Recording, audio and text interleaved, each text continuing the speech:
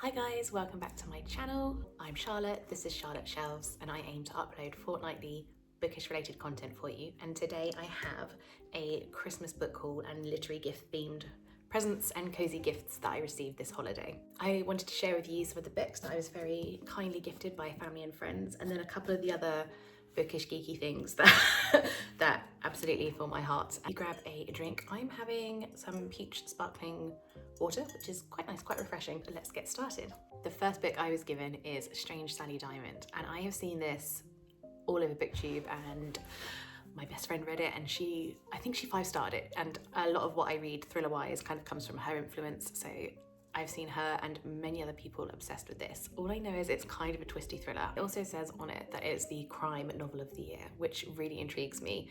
The blurb doesn't seem to give away much at all. Lucy Foley has also blurbed it, and I really enjoy Lucy Foley's books. She said it is one of the best books I've read in a long, long time. Blurb says, Sally Diamond cannot understand why what she did was so strange.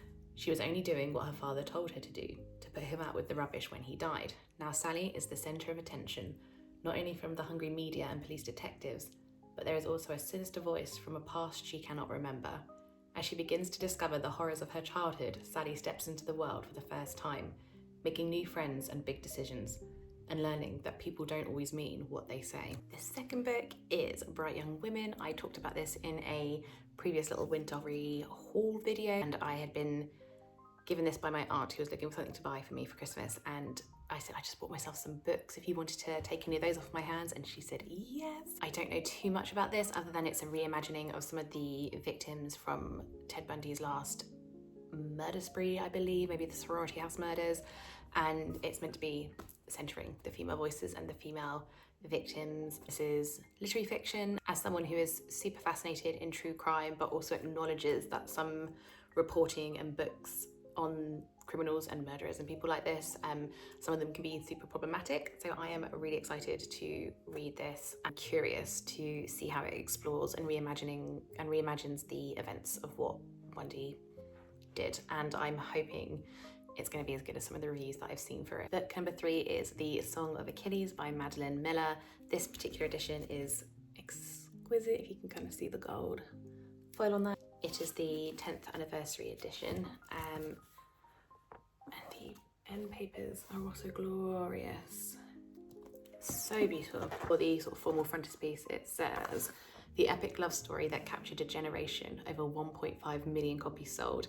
A 10th anniversary special edition featuring a new foreword by the author. I read Kirky first, and I thought it was beautiful. And I also read Galatea, if that's the correct way of pronouncing it, the short novella Galatea recently, and I'd wanted to get my hands on this. As I'm sure I've seen quite a few people cry when reading this, or saying that this love story is quite upsetting or devastating. I'm not sure. I've tried to, if there's a book that I think I'll really love, I really do try to avoid reading reviews or looking on Goodreads, so I don't spoil anything, because it is so easily done on BookTube and Bookstagram. You can just be flicking through and see a comment or something, and it just ruins the book for you. The fourth book I got was Her Body and Other Parties by Carmen Maria Machado, and I read only a couple of weeks ago The Dream House, and it blew my mind, and I knew that I needed this. Like, I needed it before the year was out. I needed to read it. I think this is a short collection of stories, and all I know is that they cover a broad amount of themes, but I see the genre on this categorized as horror quite a lot, and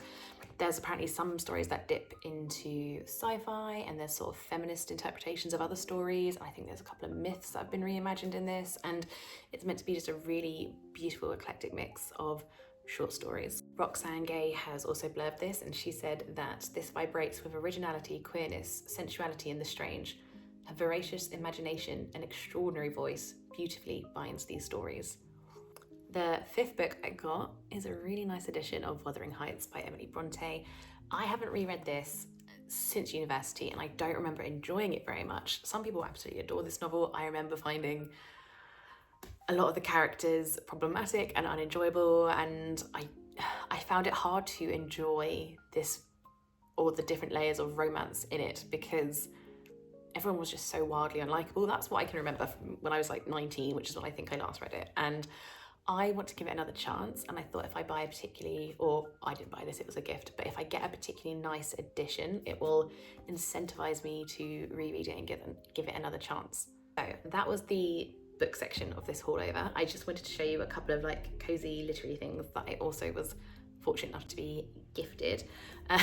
One of the presents that my parents got me was this Shakespeare Hamlet word search, and it's fantastic. It's all, as it says on the tin, Shakespeare puzzles, crosswords, word searches, and they kind of relate to the play and different characters, and each puzzle is Shakespeare / Hamlet themed. And then the top of each page has cute little icons that you've also got the poisoned chalice.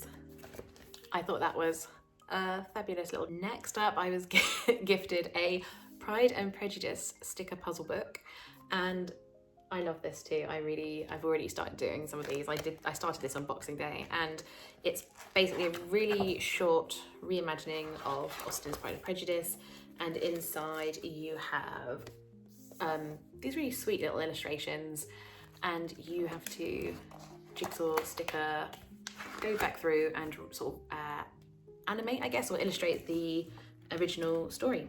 It's also got some really beautiful kind of like iconic quotes from the text itself, and then I've actually found fitting the stickers in and jigsawing and trying to get them to bloody align.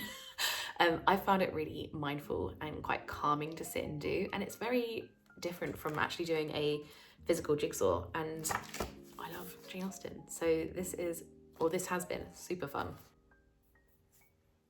The next gift I got, you're going to see a theme with some of these. I am someone who loves to stay in with a cup of tea and do jigsaw puzzles and things like that. And the problem with jigsaw puzzles is that they take up a lot of room. And I was curious this year to try some of these new sticker puzzles that I've been seeing online, because it's much easier to keep a slim volume of something, or you know, once you're done with it, you're not obliged to keep it like I feel I am sometimes with jigsaw puzzles. So my in-laws also gifted me some books like this, and you've got Vermeer's painting here, and you recreate, this looks a lot more complicated than the Jane Austen book, but it's got famous classical artworks and then different coloured pieces that are all numbered up, and then you go back through and you recreate in this very funky kind of, I don't know what the correct term for it is.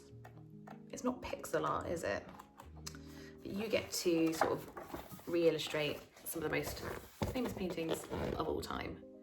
And I really love this. Oh, sorry, I can show you the back so you can have a mini jigsaw. I think my family members were like, Charlotte loves puzzles and jigsaws and art and books, and how can we conflate all of those together? And I am not complaining at all. Got a traditional jigsaw from my bestie, which has got a really cute cozy winter scene. It's 1,000 pieces, which is going to take me a bit of time, but I look forward to it. This is going to go on our dining room table, and I'm going to crack on with this. I also got a very cheeky colouring book, and as someone who's quite sweary, I can't show you the front cover of this because this video will probably get flagged, but I may be able to get away with showing you the spine, so I'm just going to cut to show you the spine. And it's illustrated flowers and sort of botanical works and that sort of thing, interspersed with lots of colourful language, if you can see that. My friends also knitted me the most perfect, beautiful little bookmark, and every time I use it, I'm just going to think of her. And she's recently got into this hobby, so the fact that one of the first things she made was a bookmark for me is so kind, and I love it. I really love this dark sort of plummy, crisp, festive. Would you say it's a red, isn't it? A burgundy? Lovely. On the same cozy, puzzly, slightly geeky things that I love and love to do, and that I have recently become obsessed with, is sticker therapy. And you may have seen this on Instagram. That's certainly how I got hooked, and my friend got me a number of these, and they are basically sticker puzzles where you recreate a really cute little scene. I think the sets that I first originally got were from this really sweet online sort of boutique, I think from Korea, and you just have to replicate this scenery, and then you have all these layers of stickers and you build up, and it's kind of all textured, and I don't know how or why, but they are so entirely efficient at distracting me or erasing all my little worries from my brain, and for half an hour or so I am just absorbed. And these might last me a week, maybe more. I'm going to try and pace myself doing them because I love them. They're so sweet and fun. Another cozy gift that I was fortunate enough to receive is a brand new mug. One cannot drink tea if it's not in a beautiful mug. This is from Le Creuset, and this is a black, very heavy bottomed traditional mug, and I cannot wait to have all manner of festive and seasonal teas from this. My friend also got me to go with this, one of my favourite teas, and this is from Bird and Blend, and they're one of my favourite tea companies. So she's doubly, triply, quadruply thoughtful. This is by Bird and Blend, and it is the salted caramel le bookish. I'm probably butchering that pronunciation, but this tastes delightful. It's quite caramelly, it's quite spiced, but this is wonderful. The final gift that I'm going to share with you on my cozy literary video book haul slash everything that kind of falls under that umbrella is a really cute little foodie gift set that I received, and it's just called Truffle Set, and I'm someone who adores truffle flavoured pasta. I remember the first time I ever had it was on holiday in Rome 10 plus years ago, and I've not really looked back yet, and I try not to be someone who lets their personality be defined by an obsession with that particular flavour, but I think I failed because I get lots of truffle gifts and I'm not complaining. So this comes with a gorgeous truffle oil. I think it's a truffle and mushroom sauce, and then a truffle flavoured salt, and those are all the things you need for the most beautiful and delicious tasting dinner. I can't wait to cook some fresh pasta, drizzle some truffle oil over, or the truffle salt, maybe both. If you made it this far, I just want to say thank you for watching. I hope you had a peaceful holiday season, whatever your plans were and whatever you got up to. Thank you for watching and letting me share just some of the books and the cozy, puzzly, geeky little cozy book things that I love to receive at Christmas time.